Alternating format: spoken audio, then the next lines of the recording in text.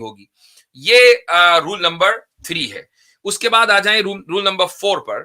Roll number 4 یہ ہے کہ if a thing exists it is not necessary that it must also be observable. یہ تھوڑا سا کٹ رہا ہے لیکن میں سمجھتا ہوں کہ میں نے پڑھ لیا تو آپ کو سمجھ میں آ گیا ہوگا.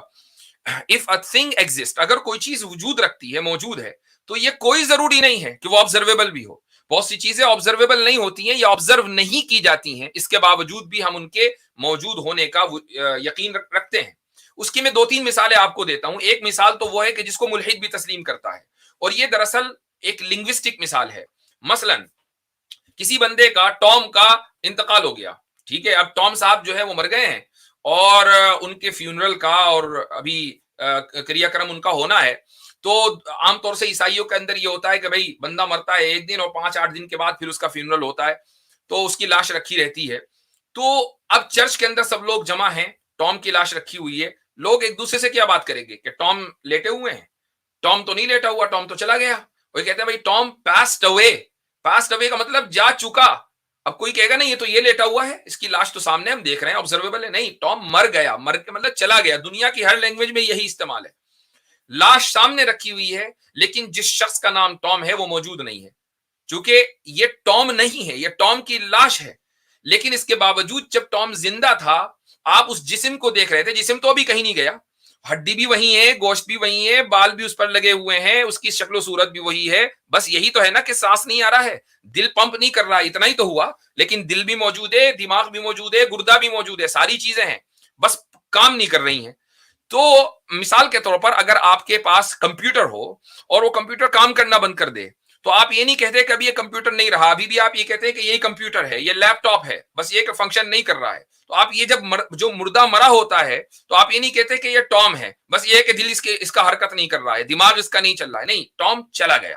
اس کا مطلب یہ کہ جس کو آپ ٹام کہہ رہے تھے اس کو آپ نے کبھی دیکھا ہی نہیں. دیکھا تو آپ نے اس کے جسم کو ہے. آپ کسی بھی انسان کو, جو انسان ہے, چونکہ انسان روح اور جسم کا مجموعہ ہوتا ہے, آپ کبھی بھی اس کی روح کو نہیں دیکھ پاتے. ہندوازم کے اندر بھی روح کا کانسیپٹ ہے, بدھزم کے اندر بھی روح کا کانسیپٹ ہے, لیکن بتائیے کہ روح کو دیکھتا کون ہے؟ لیکن سب اس کے وجود کے قائل ہیں, صرف ایتھیسٹ اس کے وجود کا قائل نہیں ہے. ایک مثال تو یہ ہے. دوسری مثال یہ ہے کہ مثلا آپ کے سامنے ایک 1000 سال پرانا کوئی قلعہ موجود ہے اور آپ اس قلعے میں گئے اور آپ اس کا جو آرکیٹیکٹ ہے اس سے بڑے متاثر ہوئے. تو آپ نے اس قلعے کو نہ بنتے ہوئے دیکھا. تاج محل میں آپ چلے جائیں, پیرامڈز ایجپٹ کے ہیں, آپ اس میں چلے جائیں, آپ نے اپنی آنکھوں سے اس قلعے کو, تاج محل کو یا ان پیرامڈز کو بنتے ہوئے نہیں دیکھا. لیکن اس کے باوجود بھی آپ اپنی عقل سے یہ استدلال کرتے ہیں کہ ان پیرامڈز کے بنانے والے کوئی نہ کوئی ہیں, ان کا آرکیٹیکٹ کوئی نہ کوئی ہے. تاج محل کا آرکیٹیکٹ کوئی نہ کوئی تھا کہ جس نے بڑے کمال فنکاری سے اس شاہکار کو بنایا ہے. تو یہ جو آپ نے اپنی عقل سے استدلال کیا کہ کوئی نہ کوئی تھا, یہ کس بنیاد پر کیا؟ آپ نے اس شخص کی تخلیق کو دیکھ کر اس تخلیق کے خالق کے موجود ہونے پر استدلال کیا. اگرچہ وہ خالق اب موجود نہیں ہے, مر چکا ہے, اس کو دیکھا نہیں جا سکتا, اس کو ٹچ نہیں کیا جا سکتا, اس کو سونگا نہیں جا سکتا, لیکن آپ اس کے موجود ہونے پر یقین کرتے ہیں.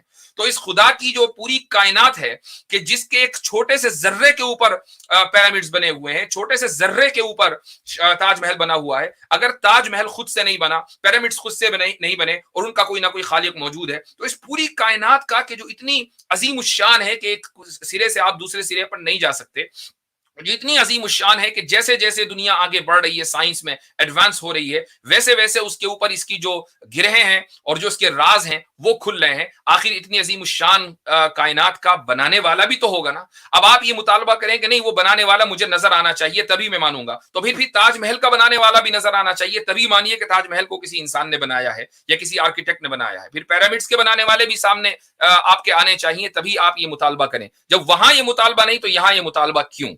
یہ 2 اصول آپ کے سامنے جی اس میں مفتی صاحب, جی میں ایک اگر آپ بات مکمل کر لوں کہ یہ 4 اصول ہیں اور میں انشاءاللہ ان میں اضافہ کرتا رہوں گا, اور اس طریقے سے جو ہے یہ بات ہماری آگے بڑھتی رہے گی. یہ ایسا نہیں ہے کہ ہم نے صرف لاجک 101 کے تحت 2 اصول ذکر کیے تھے, نہیں, ابھی بات آگے چلے گی انشاءاللہ وقتاً